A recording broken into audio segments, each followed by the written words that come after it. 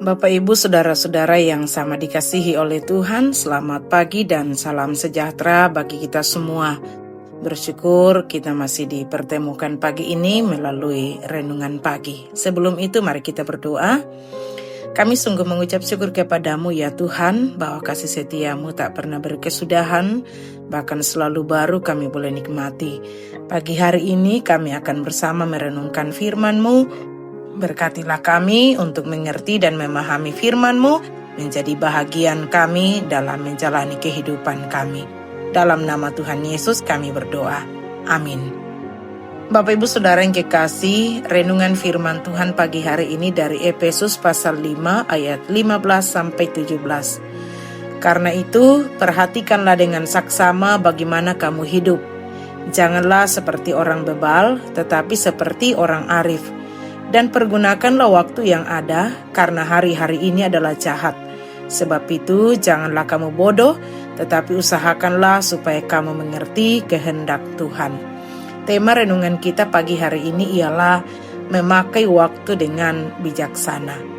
Bapak, Ibu, Saudara yang kekasih, ada satu hal yang Tuhan berikan sama rata kepada semua orang, yakni 24 jam sehari.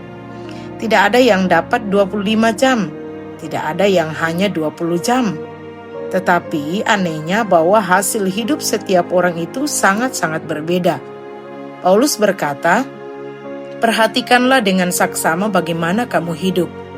Artinya, hidup ini tidak boleh dijalani dengan asal tanpa kesadaran rohani. Banyak orang bangun pagi, sibuk, capek, tidur lalu besok ulang lagi seperti itu. Minggu berganti minggu, tahun berganti tahun, tetapi tidak pernah sungguh-sungguh bertanya, apakah cara hidupku ini sesuai dengan kehendak Tuhan? Paulus menyebut orang yang hidup tanpa kesadaran ini sebagai orang bebal, bukan karena tidak pintar, tetapi karena tidak sadar nilai waktu dan arah hidupnya. Selanjutnya ia berkata, pergunakanlah waktu yang ada. Dalam bahasa aslinya ini berarti tebuslah waktu. Nah, kenapa harus ditebus? Karena waktu itu mudah sekali dicuri. Dicuri oleh kesibukan yang tidak perlu, dicuri oleh hiburan yang berlebihan, dicuri oleh kekhawatiran, dicuri oleh hal-hal yang tidak membawa kita lebih dekat kepada Tuhan. Tanpa sadar, kita bisa sangat sibuk tetapi tidak bertumbuh, sangat aktif tetapi tidak berbuah, sangat lelah tetapi tidak bermakna. Paulus berkata, hari-hari ini adalah jahat. Artinya, bahwa dunia ini penuh dengan hal-hal yang mudah mengalihkan perhatian kita dari hal-hal rohani. Jika kita tidak hati-hati, hidup kita akan habis untuk hal-hal yang sebenarnya tidak penting di mata kekekalan. Lalu kuncinya ada di ayat 17. Usahakanlah supaya kamu mengerti kehendak Tuhan. Inilah bedanya orang arif dan orang bebal. Orang bebal bertanya, apa yang harus saya kerjakan hari ini? Sementara orang arif bertanya, apa yang Tuhan ingin saya kerjakan hari ini? Nah, Bapak, Ibu, Saudara, hidup yang arif bukan soal sibuk atau tidak sibuk, tetapi soal selaras atau tidak selaras dengan kehendak Tuhan. Bisa jadi kita sangat sibuk bekerja, tetapi Tuhan sebenarnya ingin kita lebih banyak hadir untuk keluarga. Bisa jadi kita sangat sibuk melayani, tetapi Tuhan ingin kita lebih banyak berdiam di hadapan-Nya. Bisa jadi kita sangat sibuk mengejar uang, tetapi Tuhan ingin kita mengejar pertumbuhan rohani. Nah, firman Tuhan hari ini mengingatkan kita bahwa jangan sampai hidup kita penuh aktivitas tetapi kosong makna kekal. Waktu tidak bisa diulang. Hari ini tidak bisa diputar ulang besok.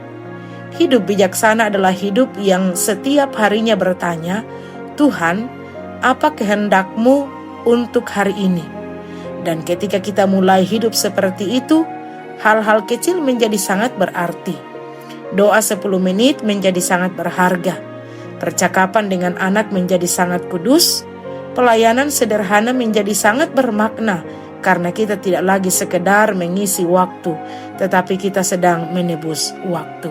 Karena itu, Kiranya hari ini kita tidak hidup seperti orang bebal yang hanya sibuk, tetapi seperti orang arif yang hidup selaras dengan kehendak Tuhan. Amin. Atas firman Tuhan, mari kita berdoa.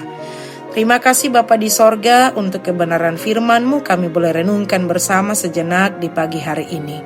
Tuhan memberkati firman-Mu bagi kami semua, mampukan kami untuk sungguh-sungguh menghidupi setiap kebenaran-Mu.